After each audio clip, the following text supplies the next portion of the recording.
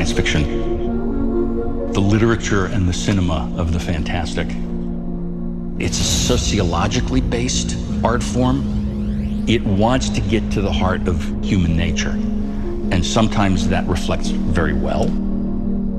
And sometimes it's the opposite. Not our better angels, but our fouler demons.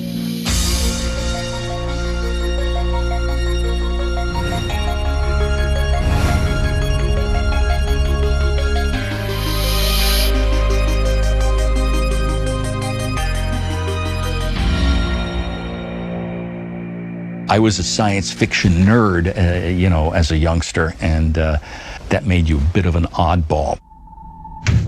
If you were reading Ray Bradbury and Arthur Clarke and Isaac Asimov and Harlan Ellison, that made you kind of a weirdo. The jocks would look at you and go, "You like that science fiction stuff, huh?" And like, "Yeah, I guess I do."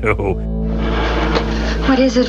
Where did it come from? Somehow, the literary science fiction seldom made its way into the movies, which tended to look at science fiction as kind of a spectacle.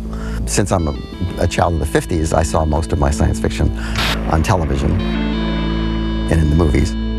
I thought I'd seen everything. Just look at those cities. When I was 10, I discovered Famous Monsters of Filmland magazine. And that was really my sort of lifeline to other geeks. I grew up in the 80s. As a kid in that era, my first introduction to science fiction was through Spielberg and George Lucas. They made science fiction so affable and so entertaining that it just was easy to jump on board. Play the pipe tones.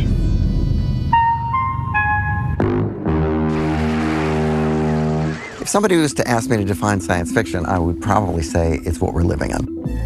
We aren't dealing with ordinary machines here. These are highly complicated pieces of equipment. We don't know exactly how they work.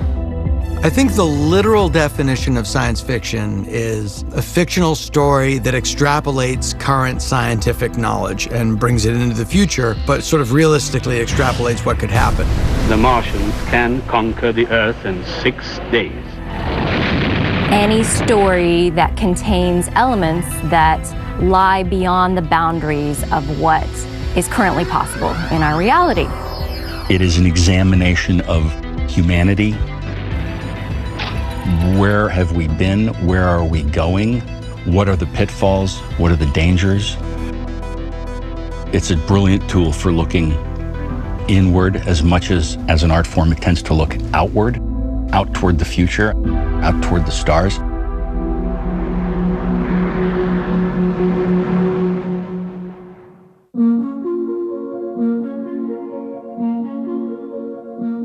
We're living in a science fictional world now. Every time you pull your smartphone out of your pocket and talk to your mom, and you can see her there, it's like Haywood Floyd in 2001 talking to his daughter. Hello! We can do this now. People take it so for granted that, okay, well, this is just the world we're in. We're living now in science fictional times. We're learning more about the universe around us day by day than we ever could have even imagined. Where does science fiction go from here if we're living in this science fiction world? How do we continue to examine humanity and human nature and the possibilities of the future? It becomes more and more challenging. It's amazing what some brilliant authors and storytellers have predicted that have come true. And it also sometimes amazes me how much we failed to predict that has come true.